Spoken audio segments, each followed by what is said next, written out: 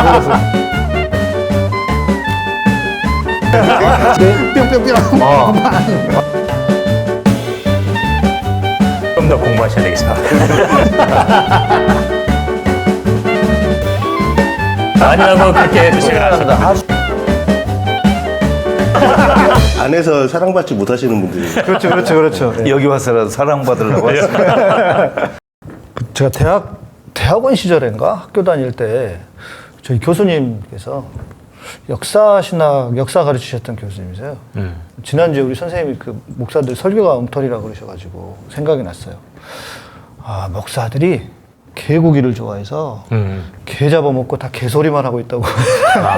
아니 개고기는 카톨릭 특징인데요. 아, 그렇군요. 예, 원래 그 프랑스 신부들이 한국에 와가지고 그때 먹을 것이 없어가지고 네. 또 천주교 신도들이 주로 산골에 피해 살았잖아요. 옹기 팔아가지고. 그래서 먹을 게 없고 그래서 이제 개를 보통 키웠어요. 그래가지고 이제 그런 그 풍습이 좀 생겼어요. 오, 예. 그렇습니까? 그랬군요. 근데 아니, 개신교 그걸 넘보는 거죠. 개신교니까. 개소리는 우리 건데. 개를 믿는. 아니, 근데 프랑스에서는 개 안 먹는다 그래가지고 막 그러잖아요. 아니 브리지트 바르다가 막 난리 네. 쳤잖아요. 네. 자기들은 근데 딴 것도 먹으면서. 사실은 유럽에서도 옛날에 기근 있을 때는 다 먹었습니다. 근데 이제 그게 시대가 흐르고 흘러오면서. 그래서 요즘에 당연히 안 먹는 게 됐지만 과거에는 다 먹었어요.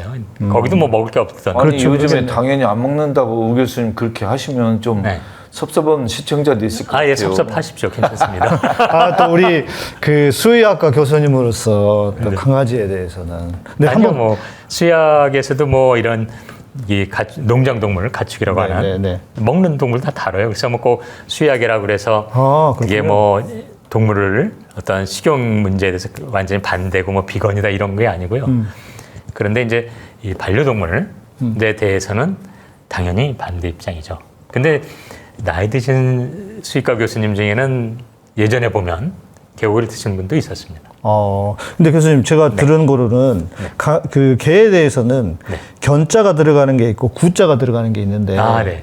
견은 먹지 않는 종이고 구는 먹는 거였다 이러면서 이런 얘기 황구, 백구 이런 거는 우리가 잡아 먹었었잖아요 옛날에는. 그런 얘기가 있던데 그건 또 아니에요. 제가 뭐 견과 구의 차이는 모르겠습니다만 네. 그거는 이제 그런 어떤 개 식용을 합리화하기 위해서 만드는 것 같습니다. 네. 아니 교수님 옛날에 네. 불교 용어를 오, 각 그 구분하셨잖아요. 네, 그렇죠. 근데 왜 이건 구분 안 하세요? 그거는 뭐 제가 한 문실에 딸려서 제가 뭐 나중에 그걸 한번 조사해서 왜 구와 견의 차이가 뭔지 그러나 벌써 뭐 시청자분들은 인터넷을 통해서 다 확인하셨을 거라고 보는데 이제 그런 그게 식용 여부에 따라서 구분한 건 아닌 걸로 최소한 건 아닌 걸로 알고 있습니다. 우리나라도 이제 좀 덜 먹는 건가 싶기는 해요. 왜냐하면 너무 이제 강아지 반려견으로 많이 키우니까 그렇긴 한데 지금 뭐 이 급격히 줄어들고 있습니다. 네. 그래서 이 소위 이 먹는 개를 예. 이제 키우는 개농장이라고 그러죠. 예. 그분들도 이제 지금 그것을 없애자는 측과 대화할 적에 항상 보면 그걸 뭐 유지하겠다는 게 아니라 우리에게 어떤 다른 생계 수단을 마련해다오 이런 거지 예. 하겠다는 입장의 그 개농장주의는 없어요. 예. 아니 뭐 그나저나 진짜 개고기가 나타나가지고. 근데 그건 개에 대한 굉장히 실리기 잘 때문에 몰라요. 누구 이준석 얘기요? 아니 윤석열 얘기. 아니 우리 그 초심님은 윤석열이라고도 하지 않아 이제 개고기라 그래 무조건. 개고기. 근데 굉장히 그 개에 대한 모독인데 그건. 그러네 진짜. 네, 그렇게 개를 폄하해서는 안 됩니다. 네, 그러네요. 개에 대한 모독. 그러니까 어떨 때는 우리가 그 자기도 모르게 그냥 이 개 이렇게 욕을 하잖아요. 그렇죠, 근데 그렇죠. 하고 나면은 가만히 있어봐. 개가 더 나은데 이런 생각이 들 때가 많아요. 이제 개살구라든지 살구와 개살구 뭐 등등 해서 개가 우리 이런 멍멍이 개와 발음이 또 이렇게 비슷하다 보니까 그런 식으로 돼버린 거예요. 근데 그때 개살구라든지 뭐 이런 등등 개는 그것에 버금가는 비슷한 그렇지만 그거는 또 아닌 뭐 이런 그 접두사인데 마치 개와 개가 이제 똑같잖아요. 네. 그러니까 이제 그렇게 이 혼용되면서 뜻이 그렇게 정착돼 버린 것 같습니다. 그러면 이런 문장을 어떻게 해석해야 돼요? 윤석열이는 개차반이다. 그럼 네. 개에 대한 모욕이다. 네. 그러니까 개는 윤차반이다. 이렇게 되면 좀 수용할 만한 것 같아요. 차라리 제가 보기엔. 말 안 듣는 개를. 예. 자, 우리가 오늘은 감독님이 없는 상황에서 좀 도망가셨다는 얘기를 들었는데 맞습니까? 뭐 바쁘셔가지고 공사가 다 망하셔서 예. 오늘은 좀 뜨거운 감자예요. 예. 특히 개신교는 뭐 카톨릭, 불교는 카톨릭도 마찬가지고 불교는 잘 모르겠는데 네. 그 소위 말하는 낙태 네. 문제 그리고 그냥 낙태라고도 안 하고 뭐 임신 중지 요즘은 그렇게 그렇죠. 얘기한다고 요즘은 하는데. 그런 말을 많이 써요. 그리고 안락사도 뭐 존엄사라고도 하고. 네. 예, 그런데 이 두 가지 얘기를 하려면, 이 개신교 입장에서는 좀 피하고 싶어요. 피하고 싶은 주제야. 너무 심하고. 그리고 지금 국회 앞에 가보면은 차별금지법 반대하고, 그 다음에 낙태 금지. 이거 가지고 이 보수, 극우 개신교에서 이거 계속 시위하고 있거든요. 또 성경적으로도 그런데, 카톨릭 먼저 좀 궁금해요. 카톨릭은 낙태 금지를 오히려 더 완강하게 주장하는 게 카톨릭 같고 개신교보다 맞습니다. 차별 금지를 반대하는 것을 오히려 없애자는 것보다 차별 금지를 유지하자는 게 우리 개신교가 더 좀 난동을 차별금지법을 반대하는 거죠. 이게 차별 금지를 하자는 거잖아요. 난동이래. 난동. 아니 예수도 난동을 피웠잖아. 그래서 따라서 하는 거요. 진짜 난동 수준이죠. 하는 거 보면은. 네. 그런 거 보면 빨리 카톨릭과 개신교가 좀 없어져야 될 것 같긴 하네요. 아니 근데 부처님은 난동 피울지도 모르고 그게 뭐 인간적이지도 않고 난동 좀 한 번씩 피워봐야죠. 그치. 성질나면 화도 내고 욕도 하고 그래야 되는데. 우리 부처님은 네. 욕은 하셨을까요? 그럼요. 저주까지 합니다. 아. 네, 예수님하고 비슷해요. 예. 이제 그 당시 이제 말 안 듣는 굉장히 그 당시도 뭐 지금 이제 좋은 얘기만 남았지만 뭐 부처님 보고 뭐 별의별 쉽게 말하면 여자랑 뭐 잤니 뭐 별의별 비난하는 이런 소문을 퍼뜨려서 공격하는 게 많았습니다. 네. 근데 이제 그 중에 특정 어느 한 제자가 하도 원래 부처님 제자였는데 대부분 저건 안에서 나오잖아요. 그쵸, 그쵸. 그러니까 그 놈이 아니 뭐 또 그 놈이라고는 좀 그렇지만 그 제자가 별의별 짓을 하고 험담을 하니까 얘는 나중에 지옥에 떨어진다. 너는 뭐 다시 어떻게 된다. 막 이런 일을 막 팡팡합니다. 네. 그래서 뭐 그게 뭐 웃으면서 한 것도 아니고 네. 네. 저주. 비슷해요. 네. 저주 말고 그냥 욕. 승질나서 하는 욕. 욕은 별로 안 했어요. 네. 그러니까 부처님이 예수 따라하려면 멀었어요. 예수님 욕을 그냥 찰지게 해버려야 되는데. 이 독사의 새끼 네. 이런 네. 거 그냥. 그래서 이 부처님의 방식은 거였어요. 누가 막 말도 안 되는 소리 하잖아요. 그럼 가만히 맹하니 있었어요. 그래서 제자들이 아니 이렇게 멍하니 계세요. 그랬더니 야, 너 이렇게 누가 음식 내왔을 때 그 안 먹으면 그 남은 음식 주인이 도로 먹잖아. 그래서 그거에 대해서 뭐 욕하고 이런 것은 안 했고요. 왜냐면 그럴 대상에 대해서 그냥 그쪽에서 막 별짓을 다 하면 그냥 가만히 있었어요. 그러면 결국 그것은 말하는 사람의 몫이다. 제가 열받아서 지가 스트레스 받으니까 이렇게 얘기를 했고 다만 제대로 그런 어떤 나쁜 짓을 하는 그런 데는 쟤는 저래서는 안 돼. 쟤는 저렇게 될 거다. 뭐 이렇게 네. 이제 얘기를 했죠. 그렇군요. 욕이나 저주를 하느냐 안 하느냐 이 문제보다는 욕이나 저주를 누구에게 하느냐 이게 더 중요한 것 같아요. 네.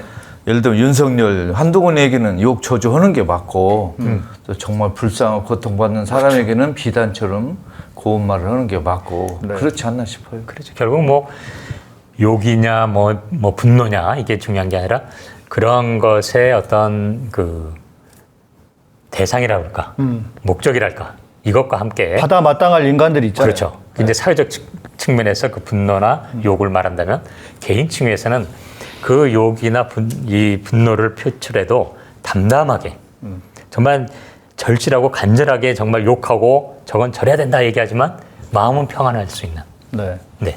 그러니까 뭐 예수님이 이 독사 새끼들 막 얘기했을 적에 막 뚜껑이 열려서 막 이랬다기보다는 너 그러면 안 돼. 딱 이 따끔한 일침이라고 생각하거든요. 또 뚜껑이 열린다니까 한동훈이 가발 벗가지고 생각나네. 네. 저는 욕하고 저주가 네. 저는 기도의 표현이다. 그렇게 됐어요. 기도의 인간적인 표현이라고 생각해요. 그걸 예수가 보여줬고 우리가 예수를 믿고 딴다 우리도 지금부터 욕하고 저주하는 것도 배워야죠. 의로운 아니, 뭐. 욕, 의로운 분노는 언제나 맞습니다. 필요하고 네. 그게 종교의 기초다. 이렇게 저는 이 연사는 강력히 주장하고 싶다. 아니, 그 주장을 받아서 우리 김군 소장님은 우리 불교계로 모셔야 되겠다. 불교는 늘 욕과 칭찬이 둘이 아니다. 불이설법이라고 합니다. 이 불이설법 하시는 네, 김 소장님. 근데 그 얘기 나오니까 저는 네. 그러니까 칭찬과 욕이 둘이 아니다 하나다라고 하는 거는 너무 좀 물타기가 아닌가 하는 생각이 들어요. 그게 늘 말하지만 칭의가 다른 걸 동일 칭의에 놓고 얘기할 때 이게 물타기라든지 헷갈리는 거죠. 예. 네. 방금 말한 것처럼 네. 어떤 막 뜨거워 개인에 대한 어떤 분노, 증오의 어떤 감정의 차원은 욕은 사실 바람직하진 않죠. 그러나 이 사회적인 공의의 분노와 욕은 이것은 또 소중한 거잖아요. 근데 이건 나쁜 거고 소중한 거다 이렇게 말해보면 물타기 안 해. 무슨 얘기하지만 요 층위를 쫙 나눠서만 보면 너무나 명확해지는 거예요. 네. 물타기 하니까 또 생각나는 인간이 또 있네. 그럼. 그 술에다 물 타가지고 성질내는 놈 하나 있잖아요. 왜 이렇게 술이 약하냐 하고 술 처먹는다. 네. 누구예요? 전 몰랐는데. 유은이 있잖아. 종이라고. 예. 술 얘기 나오니까 또 제가 약해서. 자, 이제 다시 돌아가서. 네. 낙태, 그러니까 개신교는 생명을 하나님이 주셨으니까 절대 생명을 그러니까 낙태라고 하는 건 이미 살인이다. 이제 이런 주장이거든요. 네. 알겠어. 나도 알겠는데 이제 중요한 거는 정말 원하지 않는 임신이 존재할 수 있지 않습니까? 네. 예를 들어서 한 여인이 강제로 강간을 당했어요. 네. 그런데 애가 생겼어. 네.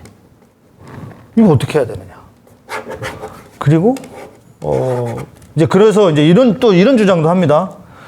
이제 항상 이제 그 반대하는 쪽에서는 그런 논리가 있으니까 그럼에도 불구하고 하나님이 주신 생명을 잘 낳아서 키웠더니 또 훌륭한 사람이 되었다. 뭐 이런 스토리를 또 이야기를 하면서 효능성으로 바라보는 건가요? 아니 효능성이라기보다도 이제 합리화시키는 것 같아요. 제가 볼 때는 그러니까 합리화의 논거가 이제 유효나 효율성으로 그 합리화를 하는 건가요? 그렇다면 그 주장은? 모르겠어요. 아무튼 어떤 기준인지 모르겠는데 저는 다른 것보다 오케이 그런 사람이 존재할 수는 있지만 모든 사람을 그 상황에 다 대입시키고 모든 사람이 그렇게 해야 돼라고 할 수는 없는 거 아닙니까? 네. 사람마다 다르고 상황도 다르고 본인의 어떤 성향이라든지 능력도 다르고 근데 그거를 다 낙태는 절대 안 되니까 그런 상황에서라도 반드시 키워야 돼라고 하는 거라면 이거 어떻게 해야 되나. 가톨릭에서도 낙태 또는 임신 중지를 반대하는 사람들의 주장 확고합니다. 네. 가톨릭의 공식 입장이기도 하고. 진짜 세잖아요. 네. 낙태 반대는. 그거에는 예를 들면 태아의 생명권을 더 그 산모의 건강권보다 더 중시하지 않나 하는 것이 가톨릭의 입장 같고 그러면 이제 정말로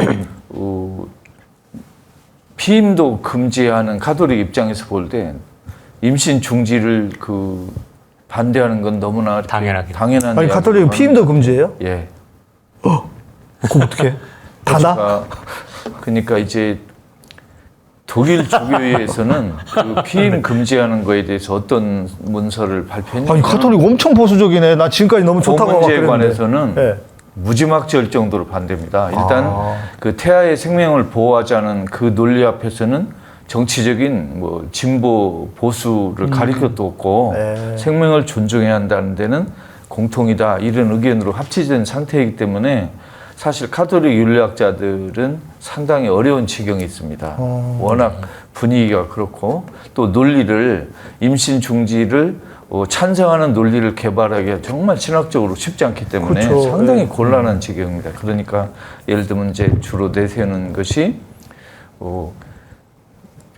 출산 이후에 자녀를 생명을 잘 기를 수 있는 그 가능성이 적을 경우에도 무조건 그 출산을 하도록 해야 되느냐, 임신 중지를 반대해야만 되느냐 이런 정도의 그 정말 정황증거 또 이렇게 어떻게 보면 하소연 그런 이야기를 주로 할 뿐이지 그 태아의 생명을 이렇게 보호할 필요가 없다 이런 주장을 끌어내기 굉장히 난감한 상태입니다. 네. 제가 지금 버벅거리는 거 아시죠? 네. 아니 근데 그러면 아까 방금 제가 말씀드린 케이스처럼 그런 정말 강제의 성적인 폭행에 당해서 아이가 생겼어. 그럼 어떻게 해야 돼? 그러니까 이제 이런 경우는 참 난감한데요. 그런 경우에 정말 너무 안타깝고 그러죠. 근데 그런 상황에서 그래도 예를 들면 출산해가지고 그 생명을 잘 보호하고 기를 수 있는 쪽으로 더 연구하고 협조해보자. 보통 이런 그 정도로. 논리가 나왔어요. 선생님, 교수님, 불교는 네, 네. 당연히 어떤 불교도 이 생명을 중시. 굉장히 뭐 중시하니까 그리고 기본적으로는 불교는 더 그런데 생각해 보니까 개미 한 마리조차도 네네네 네, 그런 그러니까 그런데 이제 이 생각이 바뀌는 거는 그런 의미에서는 뭐 불교에서도 당연히 어떤 임신 중지에 대해서는 부정적인데요. 지금 논의를 쭉 우리가 이제 종합해 보면 사실 뭐 이게 원하지 않는 것을 했을 때가 있으니까 뭐 찬성해야 되는지 이런 논의는 조금 제가 보기에는 피상적인 것 같습니다. 다시 말하면 네. 이 지점에서 우리가 생명이 뭐냐라는 질문을 던져야 돼요. 이 종교인들은. 생명이 뭘 우리는 생명이라고 할까? 다시 말하면 이때 우리가 좀 더 용어를 정확히 한다면 생명과 생명체는 조금 다른 겁니다. 생명체. 네, 기리오 진리오 생명이라고 할 때 이 생명 네. 그리고 그런데 우리가 말하는 건 생명체잖아요. 예. 사실 그리고 생명 현상을 가진 물체, 뭐 생체, 생명체. 그랬을 적에 이 생명체가 결국은 생명체로서 이 삶을 살아가는 것. 생명은 뭘로 이루어질까요? 지금 가톨릭에서 말하듯이 혹은 개신교에 맞서 태아가 생명이다라고 말했을 적에 그래서 이 생명권이다 말했을 적에는 그건 굉장히 유물론적인 관점이에요, 사실은. 오히려 네. 왜냐하면은 생명체로 가는 유기체의 어떤 덩어리를 생명권이다라고 말하는 거잖아요. 네. 그러나 이 생명이라는 것의 어떤 의미는 그 생명체가 겪는 생로병사의 과정이 있잖아요. 삶이라고 하는 게 생로병사입니다. 네.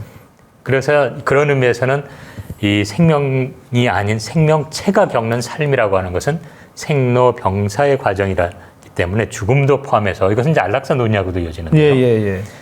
이것을 어떻게 그 생명이 그 생명체가 풀어가느냐가 통합적으로 우리는 생명체를 말할 때 생명인 거죠.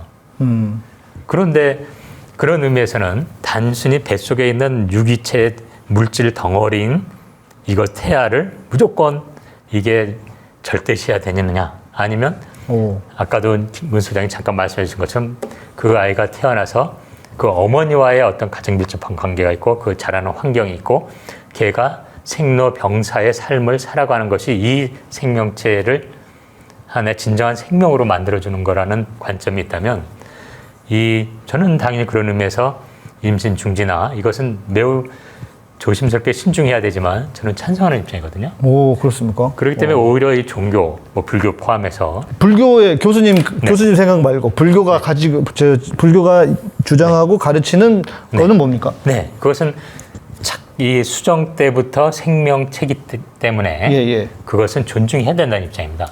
그런데 경중이 있어요. 다시 말해서 그것은 유사하다 할 때 사자를 써서 사인이라고 부릅니다. 태아에 있을 적에는. 그래서 완전한 응애하고 태어난 어떤 생명체하고는 또 다르게 봐요. 그래서 이 사인, 유사하게 비슷한 이때 사이비에도 사자 그 사자인데요. 사인에 대한 어떤 이 생명은 존중해야 되는데 그렇다고 태어나서 이렇게 일반적인 이렇게 뭐 삶을 겪는 이것과는 조금 이 무게가 달라서 그 당시 참 부처님 초기에도 이것에 대한 어떤 징계라고 그럴까요? 이 형량은 다릅니다. 그래서 기본적으로 수정 때부터 생명체로 인정을 하는 건 종교에서 맞지만, 다 맞습니다. 그리고 생명 존중해야 된다고 그럽니다. 경중이 좀 다르다. 그러나 태아와 일반 어떤 이 태어난 생명체의 무게는 다르다고 보고 있습니다. 그래요. 네. 그래서 그거에 대한 어떤 지점이 또 피치 못할 관계 속에 펼쳐지기 때문에 피치 못할 지점에 그것에 대해서는 위로의 관점으로 가지 그거를 이렇게 그냥 무조건 절대적으로 이건 안 된다 이런 입장은 아닌 것 같아요. 저는 가톨릭 교회 공식 입장하고 평범한 소박한 무능한 그 가톨릭 신학자 입장으로서의 제 생각을 구분해서 설명하고 싶습니다. 가톨릭 교회 공식 입장은 임신 중지를 무조건 반대한다 이겁니다. 100%. 예. 그러니까 어떤 경우도 안 된다. 그러니까 만일 어떤 경우에도 금지하는 걸 알고도 임신 중지를 결행하는 사람은 본인이 책임을 지한다. 이렇게 얘기를 하고 있고. 엄청난 죄네요. 본인의 책임. 예를 들면 전쟁, 또 예를 들면 성폭행, 네. 또 이렇게 원하지 않는 임신의 경우에도 그 각 경우에 경중을 따지지 않고 예. 일단 무조건적인 그 출산을 사실은 찬성하는 입장입니다. 이건 제 입장이에요. 가톨릭 입장. 네. 저는 이런 논의에서 좀 섭섭한 것이 하나는 임신 중지를 반대하는, 그러니까 낙태는 안 돼 이렇게 하는 분들이 이제 주로 쓰는 논리 중에 하나가 임신 중지를 이렇게 권해하고 결단하는 사람들이 마치 생명 존중 사상이 없는 것처럼 몰아붙이는 태도가 있어요. 저렇게 생명을 가볍게 여기고 함부로 여기고 그렇게 마치 아이를 지운다는 표현에서 나오는 것처럼 감기약 먹듯이 사막에 떨어뜨리게 하듯이 이렇게 함부로 처신한다. 이런 식으로 공격하는 건 좀 지나치다. 아니 실제로 그랬던 사람 있잖아요. 지금 우리나라에 저기 그 제일 높은 데 앉아 있는 분 한 분 있죠. 그렇게 알고 있는데. 그래요? 그래서 이제 임신 중지를 찬성하는 그 산모나 그 가족들의 그 권해를 생명 존중 사상이 없다는 말로 퉁쳐가지고 공격하는 건 전 온당하지 않다. 네, 지나치다라고. 아니 근데 그런 사람도 있긴 있잖아요. 다 그런 건 아니지만. 아니 근데 제가 마침 지난 7월에 여성의 협동 과정에 제가 겸임 교수다 보니까 마침 박사 학위 주제가 가톨릭 여성 중에 이런 임신 중지를 경험한 사람의 신앙 문제가 박사 학위 논문이었습니다. 마침 제가 논문 심사위원 들어가서 이제 쭉 살펴봤는데 가톨릭이 나쁜 놈들이에요. 결국은 지금도 말씀해주신 것처럼 어쨌든 기본 틀이 나야 된다는 거 아니에요, 그죠? 반대로. 네. 그러면 그렇게 했을 때 예를 들어서 애를 뭐 5, 6 낳았다 쳐요. 그럼 가톨릭이 그걸 책임져 준다면 모르지만 책임도 지지 못할. 맞아.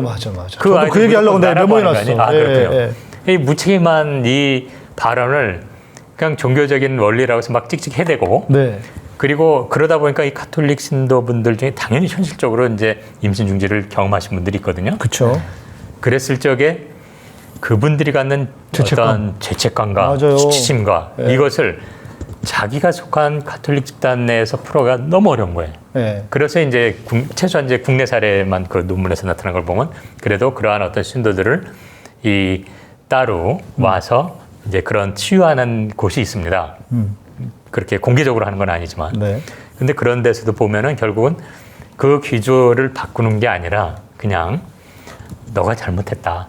반성하고 회개하고 그리고 해라. 그래서 그 회개함으로써 치유하고 뭐 이런 개념으로 계속 접근하는 거예요. 네. 그래서 뭐 또 많은 여성 신도분들은 그런 데 가서 또 그래 막 그쵸. 내가 잘못해서 그렇죠, 회개했어. 맞아요. 예. 그래 이제 또 뭐 제대로 살아야지 뭐 이렇게 이제 가는 거예요.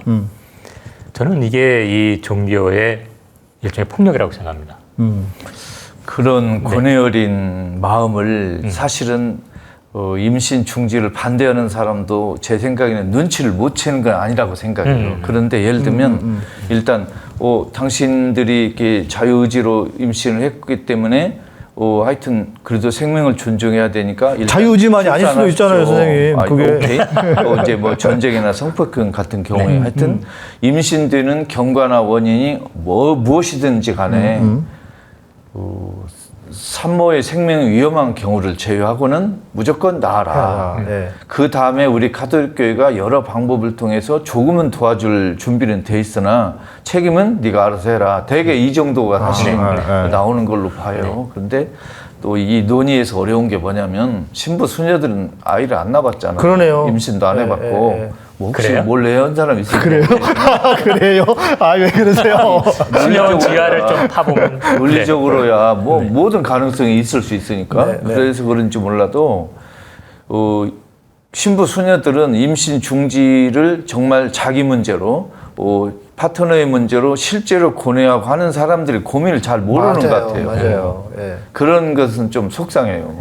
그렇죠. 예를 들면 저 같으면 신부 수녀들이 그런 얘기하면 너는 임신 안 해봐. 너는 주둥이 닫아. 너도 입 닫아. 이렇게 말하고 싶어요. 사실. 그렇지. 또 이 얘기 들으면 또 이 시청하는 또 일부 신부 수녀들 저 하면 욕 저주 다 할 겁니다. 그런데 저는 이 고뇌를 네. 당신들도 좀 알아야 된다. 그리고 아무리 지금 임신 중지 문제로 고뇌하는 예비 산모 네. 또 예비 아이 아빠 이 사람들의 고뇌를 생명을 이렇게 존중하지 않는다는 가벼운 말로 난도질해서 안 된다고 맞아요. 생각합니다. 그렇죠. 예, 예. 그 얘기는 꼭 해주고 싶어요. 예. 그러니까 저희는 이제 맥락이 같은 쪽에 있으니까.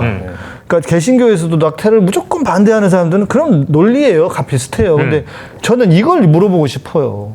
그래서 당신이 책임질 거냐고.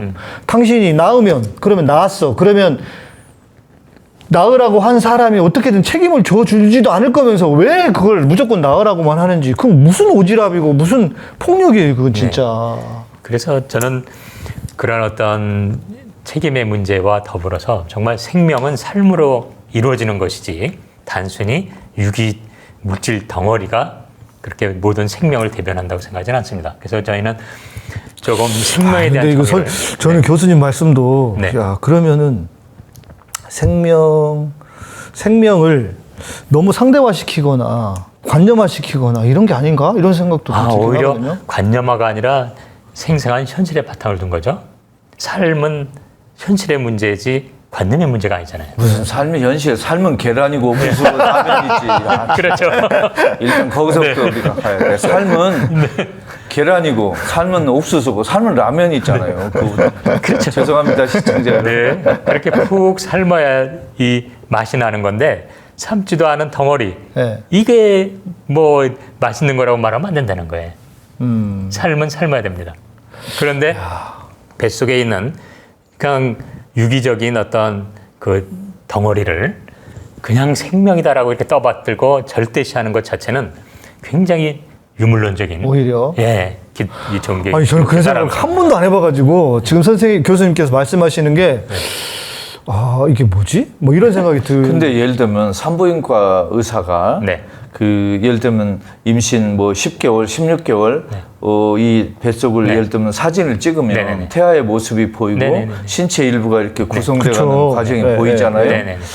그걸 생명이라고 보느냐 아니면 그냥 유물론의 입각에서 아직 아니다 이렇게 하는 논쟁이 많이 있을 것 같아요. 그러니까 아니요, 네. 예를 들어 임신 몇 주부터 생명이라고 그렇죠. 하느냐. 예를 들어 네네. 임신 2시간. 네. 이것도 뭐 수학적으로 가능하잖아요. 그렇죠. 뭐 임신 뭐 그렇죠. 4주, 8주.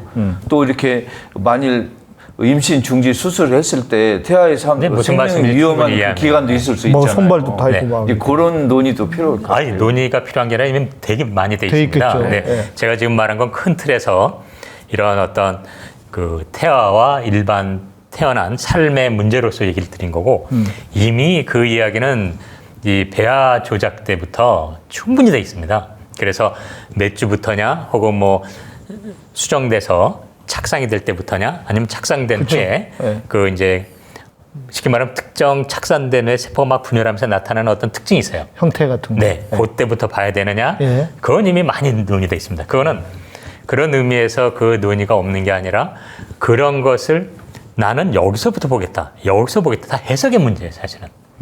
그래서 그런 의미에서 저는 뭐 산모가 다 위험해질 수 있는 그런 어떤 임신 후기에 그 낙태를 한다는 건 좀 반대입니다, 당연히.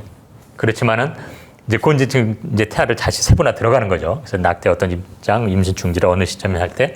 그래서 대체적으로 뭐 임신 뭐 몇 주부터라든지 이런 거는 저는 뭐 수용할 수 있는데 지금 말하는 건 우리는 그게 아니라 네. 종교적인 관점에서 임신 중지를 어떻게 보느냐의 문제잖아요. 예. 그래서 뭐 이런 과학적으로 생명과학이나 어떤 생명 윤리에서 착상에서부터 출산까지 어느 시점을 생명으로 보느냐는 논의는 이미 많이 돼 있지만 그거는 또 우리 종교적인 논의와 조금 다른 결이 다른 것 같아요. 그래서 제가 뭐 굳이 뭐 말씀드리고 있지 않습니다만. 네. 그러니까 이게 좀 차이가 진짜 확실히 나네요. 이게 이 기독교, 개신교, 카톨릭과 불교의 어떤 선명한 차이가 분명히 보이네요. 기본적으로는 불교는 뭐 종교기 때문에 다 똑같습니다만 근데 그것에 대하는 풀어가는 방식이 조금 다를 것 같습니다. 저는 이제 아까 카톨릭교의 공식 입장을 제가 전달했고 예. 지금부터는 제 개인 선생님의 예. 견해. 입니다. 예.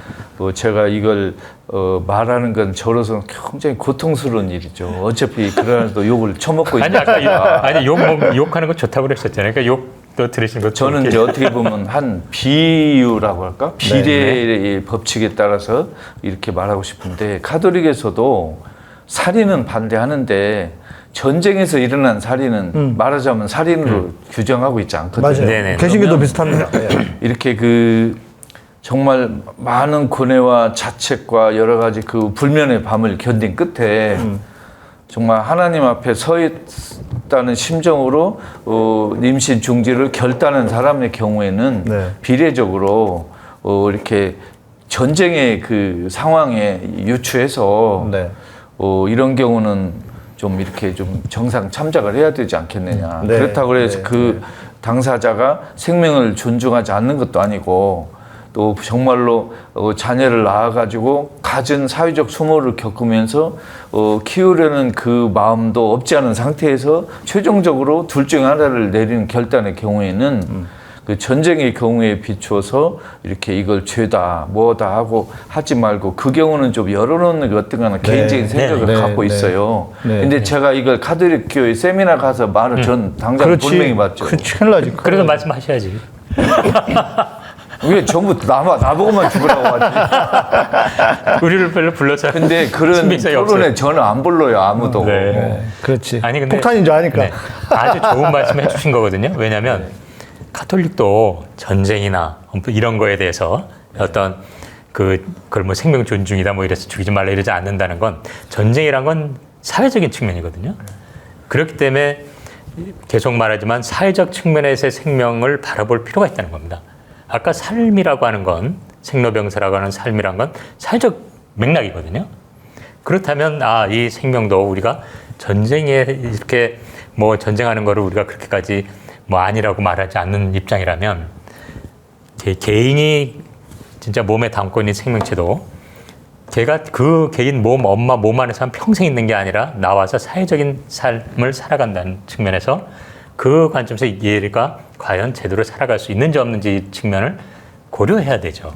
근데 너무 카톨릭은 그냥 유기적인 생명체를 뱃속에 있는 건 무조건 생명이다. 그러면 교수님 저는 반대로 좀 네. 질문을 드리고 싶어요. 네. 자, 우리의 전통적인 어떤 개념, 또 유교적인 개념도 있고 네. 이에 반해서 요즘은 성문화가 개방되면서 예를 들면 지금 개신교 같은 경우에는 혼전 순결은 반드시 지켜야 된다. 네. 이게 개신교가 쭉 가져왔던 네. 흐름이기도 하고. 네. 근데 지금은 그런 시대가 또 아니잖아요. 그렇죠, 아니죠. 젊은 친구들은 성적인 문화도 개방되어 있고 관계를 갖는 것도 그렇게 어렵게 생각하지 않고 근데 그러다가 아이가 생겼어. 그리고 또 그렇게 지금 임신 중지시키고 또 아니면 어떤 그 성적인 쾌락이라든지 이런 걸 위해서 네.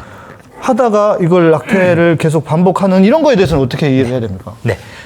이 큰 틀을 부정하고 싶어 하는 사람들이 쓰는 방식입니다. 네. 그래서 큰 틀이 오르면 가야 되는데 이 세상에 뭐 모든 거에 100% 적용돼서 오르는 건 없잖아요. 그렇죠, 모든 그렇죠. 정책도. 예, 그렇죠. 그럴 때 이 정책을 반대하고 싶은 사람들은 특별한 사례를 꺼내서 그렇죠. 야 이게 있으니까 이거 안 되라고 자꾸 하면서 딴지를 거는 방식인데 그게 아니라 그냥 그 특수한 상황 속에서 즉 네. 젊은이들이 어떤 자유로운 성문화에서 생겨나는 이런 부분 이 부분은 당연히 그것이 이 임신 중지를 반대하는 논리가 아니라 좀 더 건강한 성문화를 만들려는 네. 노력으로 대처를 해야 되는 거죠. 아, 예. 그리고 이 어떤 최대 나이가 생기지 임신 않도록 중지를 해야 되고.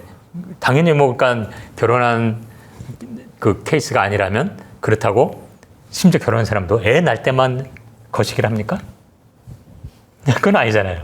이미 성은 이 인간에게 있어서 이런 어떤 생식의 층위를 넘어섰거든요. 그렇죠. 그렇다면 이거는 인정해야 되는 건데 이 상황 속에서 파생될 수 있는 문제를 어떻게 우리가 막고 예방하느냐가 중요한 것이지 네. 이게 있으니까 어떤 큰 틀 자체를 부정해서는 안 되는 거예요. 그래서 이런 지금 말씀해 주시는 어떤 그 문란한 아주 극단적 표현, 문란한 이 활동에 의해서 생겨날 수 있는 그런 것들은 네. 예방과 그것을 막는데 우리가 이 힘을 들여야 되는 상황이라고 저는 생각합니다. 근데 그것이 곧 이런 어떤 우리 인간들이 가지고 있는 보편적인 문제에 대한 어떤 그 반론으로서는 좀 적합하지는 않은 것 같고요.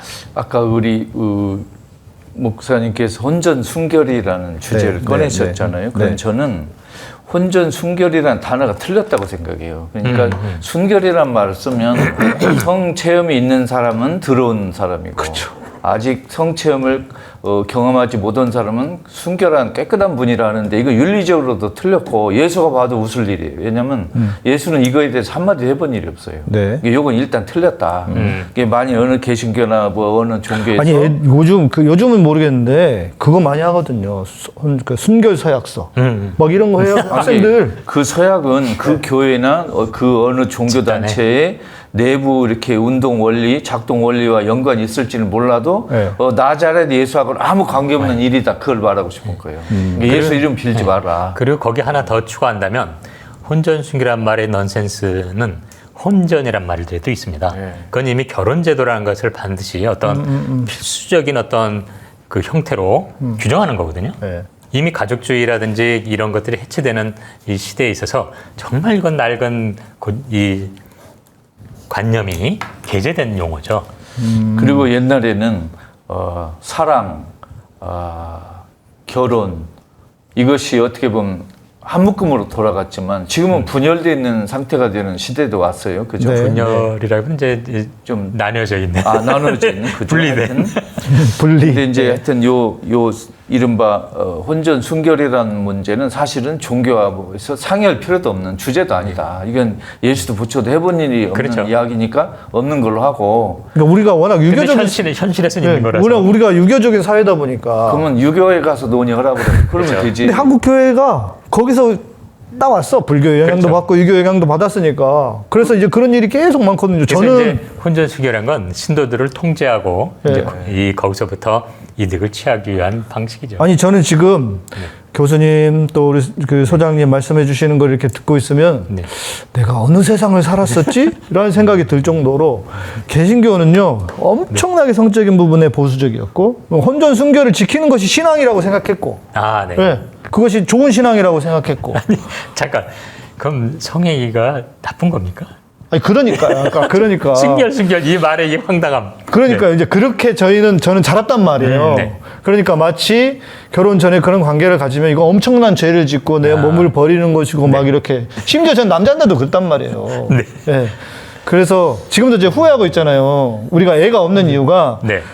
결혼 전에 사고를 쳤어야 되는데 그러면 빨리 해가지고 생겼을 아니 텐데. 그걸 사고라고 말하면 안 되죠. 근데 저는 혼전 순결 이른바 이 문제는 논의할 가치가 없다고 생각해요. 왜냐하면 혼전이란 말도 좀 적절하지 않지만 순결이라는 단어도 적절하지 네네네. 않고 네. 부처 예수가 이야기를 한 일도 없고 만일 어느 특정 종교 단체에서 이런 서약을 하고 이런 뭐를 한다 그러면 그건 예수하고는 아무 관계없는 그들만의 생각이니까 연결하지 말라 이렇게 아니 말하고 그 몇 년 전에는 크리스찬 연예인이 있었어요. 그 친구가 자기 혼전 순결 서약서를 했다 하면서 그래가지고 한참 이슈가 된 적이 있었거든요. 그렇죠. TV에서도 막 이야기하고. 그런 의미에선 네. 뭐 김수장님 말씀처럼 정말 이거 명확하게 말도 안 되는 얘기인데 현실에선 그것들이 있으니까. 우리 사회에 너무 작동을 영향을 맞습니다. 미치는 거예요. 맞습니다. 그게 참 안타까운 일이죠. 네. 그게 카톨릭에서 어떤 그 영향을 미쳤냐면 마리아 평생 동정 가르침 이거 할 때 그렇죠. 예. 많은 그 남성 여성 신도들을 얼굴을 붉히게 만들어 놨어요. 전혀 관계없는 이야기인데. 그러니까 마리아의 그 평생 동정 이야기는 옛날에 그 트리니티 공의회 때 원죄가 출산을 통해 전달된다 하는 잘못된 표현이 들어왔어요.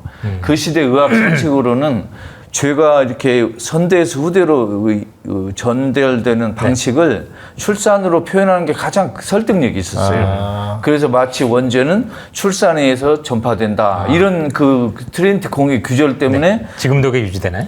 아니죠. 근데 그 당시 있으니까 이걸 인용하고 이게 해석하면 성관계를 한 사람은 죄의 전달에 참여한 거예요. 그런데요. 성관계 안 한 사람은 원죄 전달에 멀리 떨어져 있는 거예요. 그러다 보니까 기혼자들은 고개를 숙이고 있고 미혼자인 신부수녀들은 고개를 쳐들고 있고 이런 이상한 그러면 풍경이 계속 그 당시는 임신 중절 굉장히 권장했겠네요.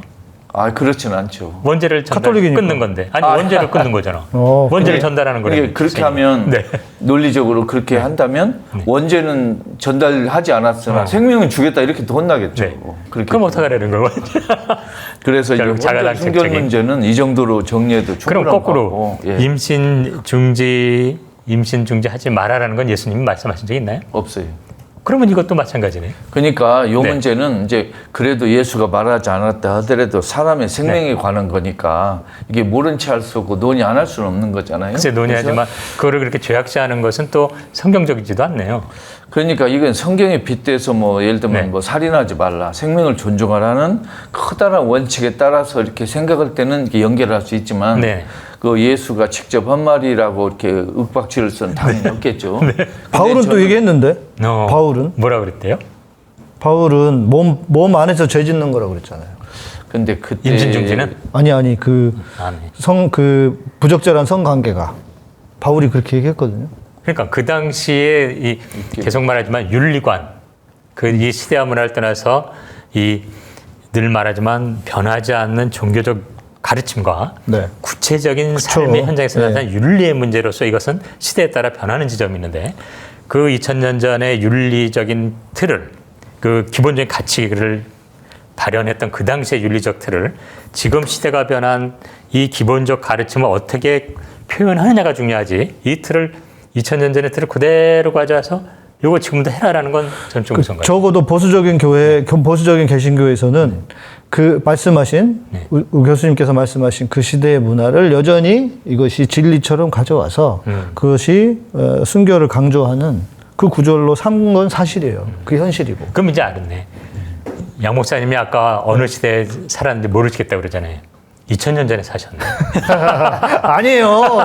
네. 내가 예수님도 아니고. 얼마나 아니, 현대적인 그 시절에 순결을 그래서 요 그 혼전 순결 이른바 요 문제는 논의할 필요가 없는 주제인 것 같고 그건 윤리 문제고 그건 자기들끼리 어떤 윤리적인 그 가치가 아니 근데 평가하는 교수 거고. 우리 선생님 자꾸 논의할 필요가 없다고 하는데 저는 너무 그런 세상에 현실의 살았다니까. 문제잖아요, 지금. 그죠? 너무 그런 세상에 네. 살았어요. 그리고 임신 중지 문제는 생명과 연결되는 문제이기 때문에 혼전 순결 문제가 층위가 좀 다른 것 같아요. 그렇죠, 물론 그리고 당연하죠. 요건 이제 출산 이후에도 그렇죠. 문제가 있기 때문에 요건 좀 달리 논의해서 아니 보면 근데 좋겠고. 순결 문제도 제가 보기엔 죄악의 문제 예. 그리고 그 결국 죄악의 문제는 원죄의 문제와 이어지기 때문에 결코 이렇게 이 왜 기독교에서 이렇게 순결을 강조하고 이러는가 들여다보면 그게 죄의 문제고 네. 결국 원죄의 뿌리가 있는 형태가 되기 때문에 이렇게 치열한 것 같아요. 그러니까 이렇게 강조하고 최소한 옛날에 예.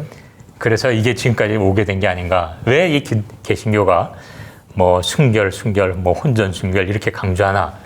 결국 그 죄의 문제의 논의에 뿌리가 있지 않나 이런 생각 드네요. 근데 사실 죄는 경제에서 생기는 거지 성에서 생기는 건 아니에요. 이거를 완전히 뒤집어서 설명하고 있는 거죠. 신도들에게. 그렇죠. 그래서 저는 예를 들면 가톨릭에서 신도들에게 죄책감, 죄의 문제를 설명할 때 그 원죄가 출산을 통해 전달된다는 트리엔트 공의 설명은 이제 우리가 이렇게 거절해도 되겠다. 이거 현대식으로 현대 성서신학의 연구에 따라서 이런 설명은 우리가 이제 적용하지 않아도 되겠다. 이렇게 넘어가야 되겠고. 근데 교황청의 입장은 어떻습니까? 그 지점에 대해서? 그 트리엔트 공의 원죄가 출산을 통해 전달된다는 걸 지금 교황청 문헌에서 인용하고도 있지도 않고 부정하고 있지도 않고 부정하지도 않게 말하자면 사장시킨 거 없는 걸로 안 써먹어버리니까. 예, 그냥 덮어두고 가는. 예. 예. 그리고 또 하나는 마리아 침묵은 원래 침묵은 인정인데 인정하는 건데. 침묵이 인정하면 한동훈이도 범죄 인정하는 거죠. 네. 근데 이게 그 원죄가 이제 출산을 통해 전달된다는 거에 대한 정확한 적절한 설명이 필요하고 가톨릭 내부에서 또 마리아 평생동정 문제가 이게 성 문제가 아니고 예수의 인성에 관한 그 이야기다라는 걸 설명하면 많은 가톨릭 신도들이 임신이나 출산엔 또 성에 관해서 잘못 또는 너무 과장되게 또는 너무 이렇게 움츠러들고 이렇게 살아가는 걸 많이 해방시킬 수 있다고 생각해요. 결국 뭐 아까 모두에 말씀드린 것처럼 종교가 어떤 개개인의 이런 자유로운 생각은 있을 수 있지만 종교로서의 틀은 여전히 이렇게 폭력적인 틀을 유지하고 있다는 게 문제인 것 같습니다. 그렇습니다. 이제 요거 혼전 순결 뭐 순결에 관련한 얘기가 나왔으니까 개신교에서는 엄청나게 중요한 이슈입니다, 이 문제가. 그렇죠. 네네.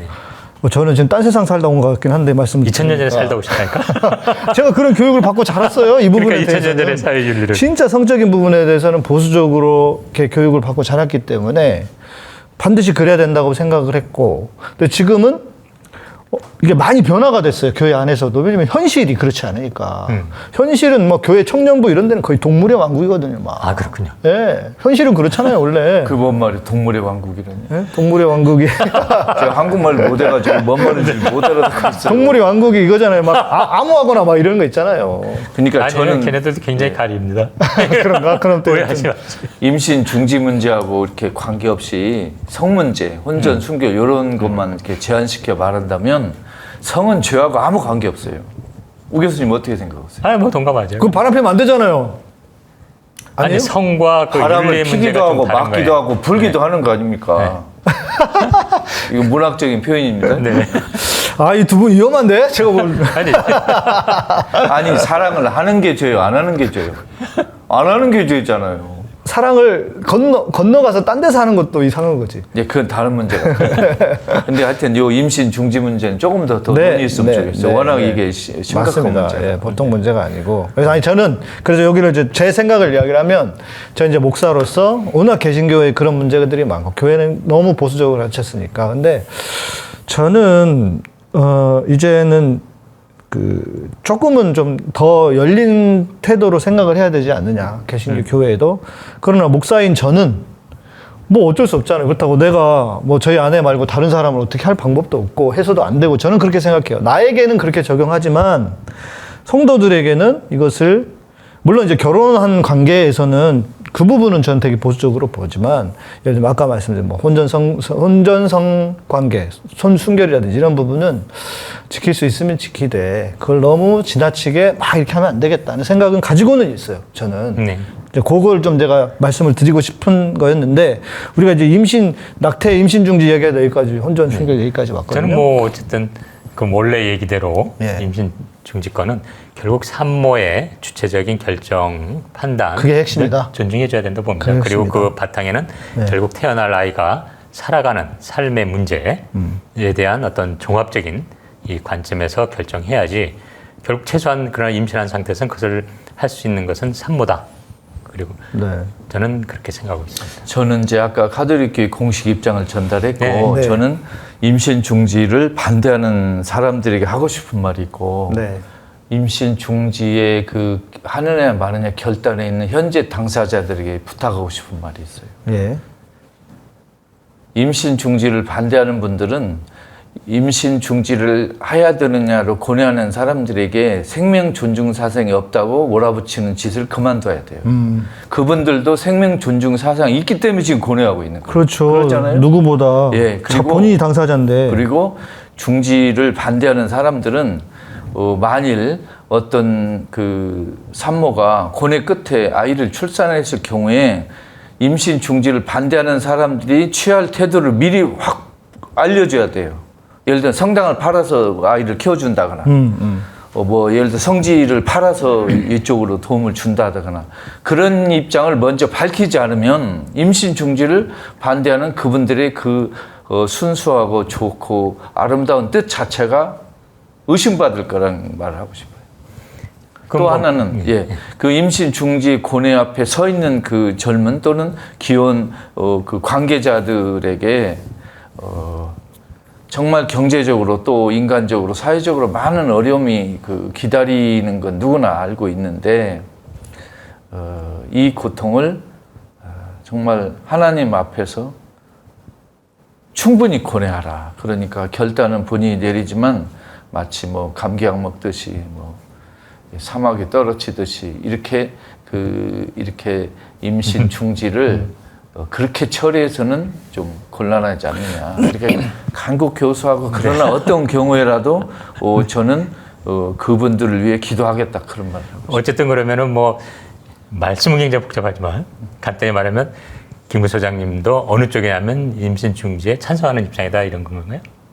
제가 이제 왜냐하면 객관적으로 아, 또 이렇게 보내시려고 그러셔요. 왜냐하면 지금 소장님 말씀을 보내- 들어본 제 3자적으로 정말 생생한 삶의 문제로 겪는 사람들에 대해서 혹은 바라보는 사람에서 3자적인 말씀을 해주시는데 본인의 생각은 어떤가라는 걸 좀 정리해 주셔야 될 것 같아요. 그러니까 제가 지금 그것을 설명한 이 사안에 거를 대해서 바라보는. 이 방송을 보는 분 중에 제 설명을 앞뒤 딱 자르고 그치. 일부 이제 가톨릭 신도들은 김근수 자가 임신 중지를 찬성하네. 쇼츠로 나온다, 이제. 이 정도로 아마 조선일보식으로 보도할 것이고 네. 또 한쪽에서는 지금 김근수 저 사람이 굉장히 임신 중지 문제를 심각하게 권해하고 있다 이렇게 이해할 사람도 있을 거예요. 네. 저는 후자예요. 그럼 일단 그런데 고뇌 중이다. 그러니까 임신 중지 찬성을 무자백에 막 이렇게 어떤 경우에도 한다. 그렇죠. 이것은 저는 좀 아니, 약간 거리를 두고 있고 네. 그러나 그냥 쉽게 편하게 그냥 간단하게 임신 중지해라 이렇게 권유는 안 하겠다는 거예요. 그렇게 해서는 안 된다. 임신 중지를 간단하게 생각하는 사람은 아무도 없다고 물론 생각합니다. 그러죠. 근데 네. 아까 우리 교수님이 그 산모의 또 그렇게 임신은 여인의 생명 또는 건강 결정권이라고 했는데 거기다 보충하고 싶은 거예요. 태아의 생명권도 여기서 제외할 수는 없다는 거죠. 그거 다 포함. 그 산모의 결정이라는 건 당연히 개인 산모만 생각하는 게 아니라 태아를 다 포함해서 태아가 앞으로 태어나 살아갈 모든 것을 아까 말했지만 종합적으로 생각해야 되는 거지. 예. 어느 분도 그렇게 쉽게 그걸 결정하지는 않아요. 그러니까 제가 두 가지를 얘기했잖아요. 하나는 이제 임신 중지를 반대하는 사람에게 하는 말도 있고. 근데 이제 마지막은 뭐냐면 저는 한 학자로서 제가 이거에 관한 글을 쓴다면 이렇게 쓰겠다는 거예요. 임신 중지의 사례를 전쟁의 경우에 유추해서 그렇게 적용할 가능성에 대해 연구를 해보자. 그런 선생님, 우리 나중에 불교 좀 당혹하게 할 만한 주제 하나 찾아가지고. 아무나 해주세요. 근데 저도 선생님의 의견에 대부분 동의. 근데 문제는 우리가 지금 다 남자들이 얘기하고 있어. 진짜 당사자가. 질문 좀 한번 들어. 당사자가 얘기를 하셔야 되는데 어찌 보면 당사자라기보다도 그러니까 그래도 여성의 입장에서. 예. 그래서 우리 질문이 지금 들어오셔가지고 질문. 예를 들면 한 부부가 계획해서 정말 원하는 기다리던 임신을 했어요. 네. 근데 집에 이제 살림살이도 녹록치 않고 좀 가난한 편이고 그래요. 그 상황인데 그 아이의 건강 상태가 태어나서 얼마 못 살거나 아니면 한없이 뭐 선천적 기형이라든지 예, 장애 같은 거. 예, 네. 장애가 정말 혼자서 살 수가 없는 예측이 되는 경우. 예, 그런 상황이 예측이 되면 네. 근데 이 부부가 경제적으로 예를 들면 그 아이를 치료할 수 있는 조건도 되지가 않고 이런 상황이라면 불교, 가톨릭, 개신교에서는 어떻게 이런 상황에서 저희는 예를 들면 임신 중지가 하고 싶습니다라고 얘기를 한다면 어떻게 예. 일단 불교는 너무 좋아. 아니요. 그거는 뭐 간단히 정리하면 원하는 임신이었지만 그 아이가 선천적 기형 태아일 때 이걸 안다든지 혹은 상황이 너무 열악해질 상황이었을 때 그걸 어떻게 해야 되느냐라는 질문이시죠? 예, 그래서 태어나서 그런 기형을 책임질 수 없을 때 네네네. 그건 뭐 아까 말씀드린 것처럼 이 아이가 하나의 생명체냐 생명이냐 이거지. 그렇죠. 그것만으로 무조건 이 절대적인 거다라고 말하면은 뭐 그건 무조건 나야 되겠습니다만 계속 말한 것처럼 이것은 그 부부가 종합적으로 지금 말한 여러 가지 선천적 기형 그거는 해야 된다 안 해야 된다 문제가 아니라 그 부부의 결정이라고 생각합니다. 그래서 이 선천성 뭐 장애를 가진 아이를 낳아서 힘들더라도 내가 정말 고생해서 키우겠다. 그런 건 너무나 훌륭한 선택이고요. 사회적 합의에서 허용된 범위 내에서는 선택할 수 있다고 저는 생각합니다. 근데 그런 경우도 있던데요. 잘못 진단하는 경우도 있더라고요, 병원에서. 그러니까 그런 특수한 예를 빼고 지금 이제 일반적인 얘기를 하시는 거니까. 네. 예. 아, 카톨릭도 난감하죠. 저는 제가 가톨릭의 입장을 대변할 위치도 아니고 그 할 수 있는 권한도 아니고 그냥 일개 하니까 또 우리 한동훈이가 일국의 장관 그 생각이 나서 또 못 쓰겠다. 그 일국이 도대체 어디 나라 일국이야? 일본 얘기하는 거예요. 하나의 가톨릭 신학자로서 제 소견을 밝힐 수밖에 없어요. 이게 제 의견이 답도 아니고 뭐 이렇게 규칙도 아니라는 건 꼭 감안하시고. 여기 우리 모두가 그렇습니다. 그건. 예. 네. 카톨릭이나 개신교 그 예수님을 믿는 여자들이 네. 그 임신 중지를 한 여자들도 많을 거 아니에요. 비록 말은 못하지만. 그렇죠. 예. 그래서 그 고통스러워하고 있는 사람들이 많아요. 맞습니다. 예. 맞습니다. 예. 예, 제가 또 상담을 해봤더니 많던데 이제 질문을 한 가지 드릴게요. 카톨릭에서는 만약에 신부님한테 고해성사를 했어요. 너무너무 가슴 아프게 생각하다가 고해성사를 했을 때 그 사함을 받을 수 있는지, 그리고 또 하나는 개신교에서는 근데 이렇게 큰 죄를 지었다고 고통받는 여자들이 만약에 회개를 했어요. 울면서. 네. 그러면 죄를 사함을 받을 수 있나요? 되는 정말 거, 궁금합니다. 되는 거 아닌가요? 네. 나는 잘 모르지만. 이렇게 못해서 마음속으로만 끙끙 앓고 있는 여자들이 많습니다. 맞습니다. 맞습니다. 맞습니다. 아, 알고 있습니다. 예. 우선은 그런 고통을 겪고 있는 그 당사자들하고 마음으로나마 조금의 위로를 드리고 함께 고통을 나누고 싶고, 저의 무기력과 이렇게 그 무능을 일단 한탄하고 자책한다는 말씀을 드리고 싶고, 제가 이런 제 생각을 말하기 전에 한 30분도 기도하고 또 고뇌하고 이런 걸 먼저 해야 되는 아, 진짜 고뇌하시는 것 같아요, 지금 보니까. 이걸 우리가 지금 녹화하기 때문에 제가 어디 가서 기도하고 다시 돌아올 시간이 없어서 끊고 갔다 올까요? 끊고? 일단 카톨릭 사제는 신도들이 와서 죄를 고백할 때 카톨릭 신부 개인의 의견과 권한으로 사해주는 건 전혀 아니에요. 그러니까 하나님께서 이 사람의 죄를 사해준다는 그 과정을 현실적으로 물리적으로 보여주고 전해줄 뿐이지 신부 개인의 능력과 의견에 의해서 사해주는 건 전혀 아니에요. 많은 카톨릭 신도들이 혹시 그렇게 생각하면, 예를 들면 신부 마음에 들면 사함받고 신부가 뭐 내키지 않으면 사해주지 않고, 이건 전혀 아니라는 거 말씀드려요. 신부 개인 의견에 관계없이 사해줄 의무가 있어요, 신부는. 근데 그건 다른 문제긴 한데 이 문제에 대해서는 제가 답을 못하겠어요. 예, 그건 그래요? 제 의견이에요. 난 말 못하겠다. 예. 네. 나도 살해야 되니까. 아, 갑자기 약해지시네. 아, 개신교 입장, 질문에 대한 답을 드리면, 저는 평소에 이런 생각을 합니다. 죄가 크게 보면 두 가지가 있다. 하나는 그러니까 하나님께 그냥 지은 죄가 있어요. 종교적인 죄. 존재할 수 있잖아요. 하나님이 뭐 하지 말라고 했는데, 그러니까 이거는 누구에게 대단한 피해를 주지 않는 죄죠. 반면에 사람에게 지은 죄가 있습니다. 근데 사람에게 지은 죄는 피해자도 분명히 있고, 그 사람에게 지은 죄는 반드시 저는 사람에게 용서를 구하고 그 다음에 하나님께 회개해야 된다고 생각을 하는 사람이에요. 그런데 문제는 이런 일은 사람에게 지은 죄이지 않습니까?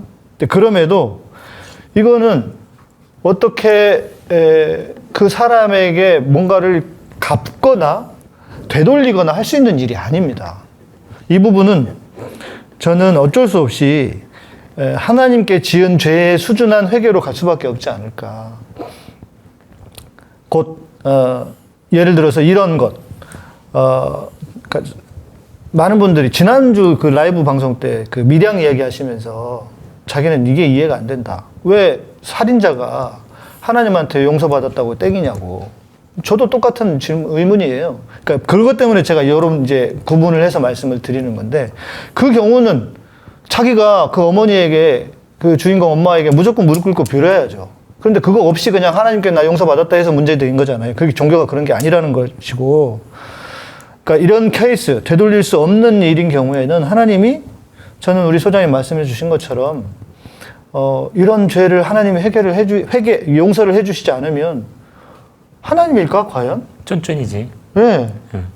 그런데 하나님 입장에서 난감할 거예요. 예를 들면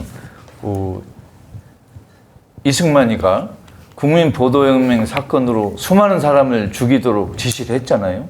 그러면 이승만이가 회개를 하든 기도를 하든 그 죽은 사람이 다시 되살아날 리가 없어요. 그러니까요. 예. 하나님을 아무리 믿어도 이게 죄는 사해질 수가 없는 맞습니다. 거예요. 예. 그런데 이승만으로서는 회개하고 믿었다고 그래도 용서받을 수 없는 거고, 예.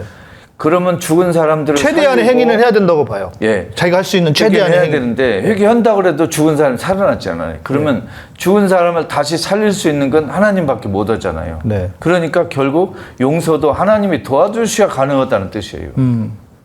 실제로는 우리 인간이 지은 죄는 우리 그리스도교 관점에서 보면 용서 못 돼요. 용서가 안 되게 돼 있어요. 왜냐하면 피해자가 원상 회복이 안 되기 때문에. 그렇죠, 그렇죠. 오히려 이 욥서, 이 구약의 욥기가 있지 않습니까? 거기에서 이 욥의 친구들이 나누는 얘기하고 비슷하게 들리는데요. 근데 마지막에 그 하나님은 이 진짜 다 그냥 쓸어버리면서 너희들이 어떻게 이 하나님의 뜻을 아느냐? 네. 그냥 왈가왈부 이게 오라 저게 맞아 이 죄야 너 잘했어 네가 뭔가 문제 있어 이게 인간의 관점에서 무수히 얘기하지만 저는 그런 의미에서 이 진정한 어떤 그 하나님의 뜻이 무엇이냐라고 헤아리기 이전에 정말 우리 삶의 현장에서 방금 질문에 담겨 있는 고통의 문제를 어떻게 현장의 종교가 어느 종교건 이 접근해서 그 고통을 풀어줄 건가에 좀 포인트를 잡아야 된다고 생각합니다. 그게 이제 그게 우리 인간이 할 일이고 죄를 그렇죠. 지은 또 잘못을 한 우리 개인 당사자가 할 일이고 네. 분명하고 그러나 내가 아무리 노력한다고 해도 내가 할 수 없는 회복의 문제는 하나님한테 맡기고 기도해야 되는데 그걸 말하고 싶어요. 네네네. 그런 의미에서 우리 교수님하고 그 욥기 또 우리 둘이 의견이 사실 멀리 떨어져 있는 건 아니라고 생각해요. 네네. 뭐 한 말씀만 더 붙이자면 저는 그렇게 생각합니다. 이건 뭐 저의 생각이고 그렇게 되돌릴 수 없는 일에 대한 그 회개는 하나님이 용서하시지 않을까. 만일 하나님이 용서하시지 않는다고 하면 우리는 너무 평생을 죄책감 속에 살아가야 돼요.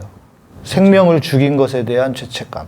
우리 뭐 교수님은 좀 의견이 다르시지만 개신교적인 신앙에서 보면 평생을 그렇게 살아야 되는 거예요. 그건 저는 하나님이 이걸 원하실까? 저는 그거라고 그렇게 생각하지 않습니다. 저는 뭐 양 목사님 말씀에 전적으로 공감하는데 이 회개하는 자를 용서 못하는 쫀쫀이는 그건 찌질이죠. 그게 무슨 하나님이요. 제가 그래서 전에도 지난번에도 말한 것처럼 가롯 유다마저도 회개해서 자기 목숨을 버리는 자세를 취했다면 저는 당 지옥이 아니라 지금 천국에 있다고 생각합니다. 그거 못 받아들이는 하나님이 그 무슨 쫀쫀이지. 그래서 저는 좀 당황스러운 표현일지 모르지만 회개할 때 네. 기쁘게 회개해야 한다 이렇게 설명하고 싶어요. 기쁘게는 뭐냐면 하나님의 그 뜻과 힘을 믿고 그 다음에 회개가 가능하기 때문에 기쁘게 회개한다는 거예요. 네. 그러니까 네, 아니 뭐 죄책감으로 회개한다는 건 나의 그 회개하려는 의지와 그 용기를 내가 인정하고 그렇게 노력하겠다는 가상한 뜻은 포함되지만 네. 내 노력 말고 내 회개 말고 하나님께서 나를 용서하고 이렇게 따뜻하게 품어줄 거라는 건 아직 받아들이기 어려운 상태에서는 기쁜 회개가 안 돼요. 그래서 우리 질문에 대한 답, 네. 너무 이렇게 죄책감 속에 살지 마시고 저는 하나님의 용서하심을 믿고 당연히 그렇게 사는 게 맞다고 생각하고요. 그럼 그렇게 간단하게 답해 주시면 되는데 왜 이렇게 답들이 긴 거예요? 아니, 그 과정을 원래 설명을 해드려야지. 원래 질문에 네. 답이 긴 사람들은 이게 좀 약간 문제 있는 거예요. 아니, 그런데 왜 그러냐면 일단 나 문제 있습니다. 왜냐면 듣는 사람을 바보로 생각하는지 왜 뭐가 이렇게 길어요? 그냥 방금 딱 요약해 주신 네. 그 말씀을 딱 주면 근데 끝나는 거지. 왜 그러냐면 종교 안에 그러니까 우리 선생님은 아니 교수님은 이 개신교 신앙 안에 깊이 안 계시니까 그런데 우리는 뭐 엄청나게 막 복잡해요. 막 거기에 죄책감과 뭐가 막 이렇게 섞여 있어서 그거를 하나씩 하나씩 풀어서 말씀을 드릴 수밖에 없어요. 개신교적 신앙이 깊이 있는 게 아니라 개신교적 틀에 예. 깊지 않다고. 아니, 이건 신학이 깊다는 게 아니에요. 이거는 그러니까 사람을 얽어매는 구조가 네, 그렇게 그 틀에. 되기 때문에 네. 그래서 자 우리가 이제 안락사 얘기하기로 했는데 벌써 1시간이 훌쩍 넘어버렸습니다. 아, 그렇네. 그래서 오늘은 이제 이 주제 네. 임신 중지 낙태에 대한 얘기는 여기서 마무리를 해야 될 것 같고 결론적으로는 자 우리가 생명 중시를 하지 않는 건 아니다. 아, 그럼요. 생명을 그렇죠. 가볍게 생각하는 사람은 없을 겁니다. 생명을 가볍게 여기는 것은 엄청난 죄고 이거는 진짜 윤리적으로 도덕적으로 문제가 있는 것이고 그러나 정말 현실적으로 어려운 분들에 대해서는 함부로 우리가 재단을 하거나 말해서는 안 된다. 이것은 개신교 가톨릭의 입장이고 우리 의정 교수님은 생명체와 생명을 나누라. 생명에 대해서 생명이 무엇이라는 질문을 던져라. 네. 네, 삶이다. 네. 그렇게 마무리를 해보겠습니다. 아, 어렵다. 감사합니다. 고맙습니다. 네, 고맙습니다. 고맙습니다.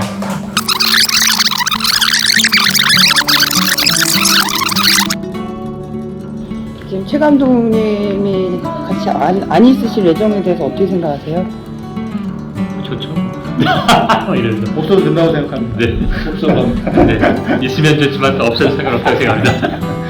우리가 전 단체방에서는 무조건 해야 된다, 무조건 있어야 된다고 그랬는데 내 몸의 절반이 없어진 것 같아요. 이 상실의 아픔. 너희가 이 상실의 아픔을 아느냐 막 이랬지만. 아니, 우리 최 감독님이 계셔야 되게 재밌게 나오는데 참신한 질문이 들어오고.